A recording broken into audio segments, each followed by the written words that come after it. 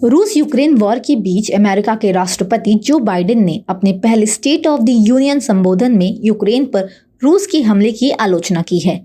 Joe Biden ने रूस के राष्ट्रपति व्लादिमीर पुतिन को तानाशाह बताते हुए कहा कि अपने पूरे इतिहास में हमने यह सबक सीखा है कि जब तानाशाह को अपनी आक्रामकता की कीमत नहीं चुकानी पड़ती तो वे और अधिक अराजकता फैलाने लगते हैं। इस दौरान बाइडेन ने रूस और यूक्रेन को लेकर कई बड़े ऐलान किए हैं। आइए जानते हैं बाइडेन द्वारा किए गए यह ऐलान। रूस पर कड़े आर्थिक प्रतिबंध लगाए गए हैं। अमेरिका ने रूस के विमानों के लिए अपना एयर स्पेस बंद कर दिया है। अमेरिका यूक्रेन को $1 बिलियन की मदद देगा। अमेरिका यूक्रेन युद्ध में अपने सैनिकों को नहीं भेजेगा। दृढ़ात्मक कदमों के साथ उठाया गया अमेरिका का यह कदम रूस को कमजोर करेगा। रूस के कुलीन वर्गों के अपार्टमेंट नौकाओं को जब्त करने के लिए अमेरिका काम कर रहा है। रूस और यूक्रेन के बीच बीते 7 दिनों से युद्ध चल रहा है।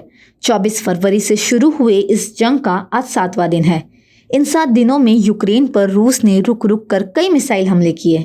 इन हमलों से यूक्रेन लगभग तबाह हो चुका है, लेकिन फिर भी ना तो रूस और ना ही यूक्रेन झुकने को तैयार है। हालांकि कल बेलारूस में दोनों देशों की बातचीत हुई, लेकिन इस समस्या का कोई समाधान नहीं निकल पाया। यूक्रेन की राजधानी कीव पर हमला होते ही देश के कई शहरों में अलर्ट जारी कर दिया गया है। यूक्रेन में फिलहाल तापमान 0 से 3 डिग्री नीचे है। यूक्रेन में बन रही स्थिति को देखते हुए बड़ी संख्या में लोग पलायन कर रहे हैं। 5 लाख से ज़्यादा लोग यूरोपियन संघ के देशों या फिर किसी और देश में शरण ले चुके हैं। मंगलवार को रूसी सेना ने राजधानी कीव में मुख्य टीवी टावर को निशाना बनाया है। इस हमले में 5 लोगों की मौत हो गई और कई टीवी चैनल का प्रसारण प्रभावित हुआ है। यूक्रेन के गृह मंत्री ने इस बात की जानकारी दी है। विदेश मंत्रालय ने ट्वीट कर कहा, रूसी सेना ने बेबिनियार की मेमोरियल कॉम्प्लेक्स के नज़दीक टीवी टावर पर हमले किए। रूसी अपराधी ने अपनी बर्बरता से आज बाज नहीं आ रहे हैं। रूस बर्बर टीवी टावर और ओब्राहेच मेट्रो स्टेशन से काफ़ी करीब है, जहां सैकड़ों लोग सबवे में पनाह लिए मौजूद हैं। यूक्रेन पर रूस के हमले का आज 7वां दिन है। बमबारी जारी है और इस बीच भारत सरकार यूक्रेन में फंसे भारतीयों की सुरक्षित वापसी के लिए भरसक प्रयास कर रही है।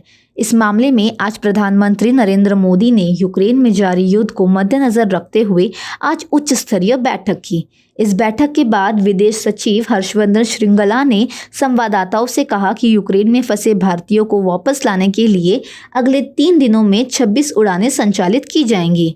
उन्होंने कहा कि बुखारेस्ट और बुडापेस्ट के अलावा पोलैंड और स्लोवाक के हवाई अड्डों का भी इस्तेमाल किया जाएगा। वहीं आपको बता दें कि मिशन गंगा के तहत यूक्रेन में फंसे भारतीयों की वतन वापसी की प्रक्रिया चल रही है। इस योजना के तहत 8 मार्च तक 46 उड़ानें संचालित की जाएंगी। यह उड़ानें 26 फरवरी से प्रचालित हो रही है।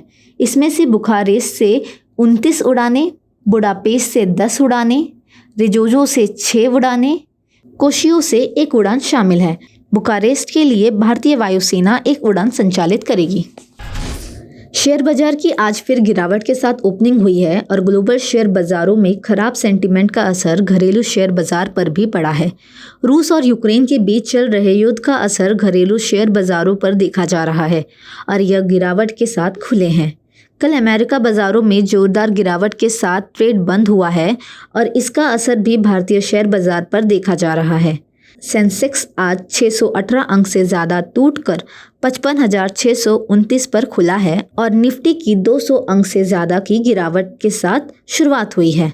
सेंसेक्स के बाद निफ्टी भी 200 अंक से गिरावट के साथ 16,593 पर खुला है। यूपी में 2 चरणों के चुनाव और बचे हैं, जिसमें से छठे चरण के लिए प्रचार कल समाप्त हो गया। इस बीच अब आखिरी चरण के लिए सभी राजनीतिक दल पूरी ताकत के साथ चुनाव प्रचार में लगे हुए हैं। जहां आज प्रधानमंत्री नरेंद्र मोदी समेत बीजेपी के तमाम बड़े नेताओं की ताबड़तोड़ जनसभाएं और रोड शो है, वहीं समाजवादी पार्टी अध्यक्ष अखिलेश यादव भी अपनी ताकत झोंकेंगे। इस बीच पश्चिम बंगाल की मुख्यमंत्री ममता बनर्जी अखिलेश यादव के समर्थन में आज वाराणसी पहुंचेंगी। चुनाव प्रचार में आम आदमी पार्टी भी पीछे नहीं है। सांसद संजय सिंह, दिल्ली के मंत्री गोपाल राय आज वाराणसी में जनसभा और रोड शो करेंगे।